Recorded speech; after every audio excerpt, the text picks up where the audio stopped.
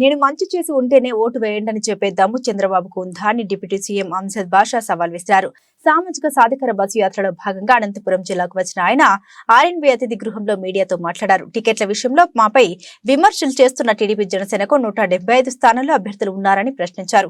అధికారంలోకి రావాలనుకునే పార్టీ కొన్ని మార్పులు చేయడం సహజమని, సామాజిక వర్గ ఈక్వేషన్స్ అన్ని చూసుకుని జగన్ నిర్ణయం తీసుకుంటున్నారని, అయితే ఇందులో టీడీపీకి వచ్చిన అభ్యంతరం ఏంటని ప్రశ్నించారు. వైసీపీ నుంచి ఎవరు బయటకు వస్తారా అని ప్రతిపక్షాలు టికెట్ ఇచ్చేందుకు ఎదురు చూస్తున్నారని ఆగ్రహం వ్యక్తం చేశారు. మీరు ఎన్ని చేసినా అధికారంలోకి రావడం అనేది కల మాత్రమేనన్నారు. మేము వచ్చే ఎన్నికల్లో ఖచ్చితంగా 175 స్థానాల్లో గెలుస్తామని, మా ప్రభుత్వం చేసిన మంచిని చెప్పేందుకే సామాజిక సాధికార బస్సు యాత్ర చేపట్టామన్నారు. ఎవరైనా ఏ రాజకీయ పార్టీ కానీ, నేను 40 ఏళ్ల ఇండస్ట్రీ అనే నాయకుడు కానీ, మరి నేను ప్రజల పక్షాన ఉండి నేను పోరాడతాను, నేను ప్రజల గొంతుగా ఉండి నిలదీస్తానని చెప్పిన నాయకుడు మరి వీళ్ళకందరికి కూడా 175 స్థానాలలో నిలబెట్టే దమ్ము ధైర్యం ఉందా?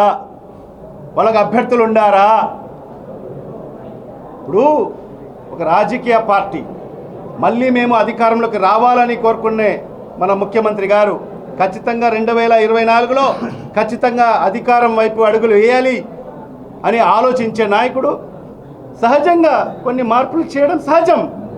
ఒక రాజకీయ పార్టీ అంటే ప్రతి ఒక్కరికి సిట్టింగ్ ఎమ్మెల్యేలకు ఇవ్వాలని ఇక్కడ ఇది లేదు కదా. ఇప్పుడు మా నాయకుడు 1.5 సంవత్సరాల మునుపే ప్రతి ఒక్క నాయకునికి చెప్పడం జరిగింది, మీరు ప్రజల్లో ఉండండి,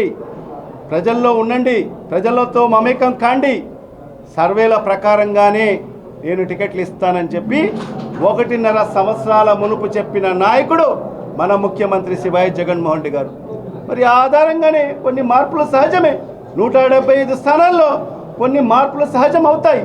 మరి అలాంటి పరిస్థితిలో ఫస్ట్ మీకు 175 స్థానాల్లో నిలబెట్టేదానికి అభ్యర్థులు ఉండారా? ఈరోజు ఎదురు చూస్తున్నారు. ఎప్పుడు ఎవరెవరా వైఎస్ఆర్ కాంగ్రెస్ నుంచి బయటికి వస్తారా, మనము గప్పున వాళ్ళను మన పక్కన చేర్చుకొని మనం టికెట్లు ఇస్తామా అని చెప్పి ఆలోచన చేసే నాయకులు ఉన్నారు ఈరోజు.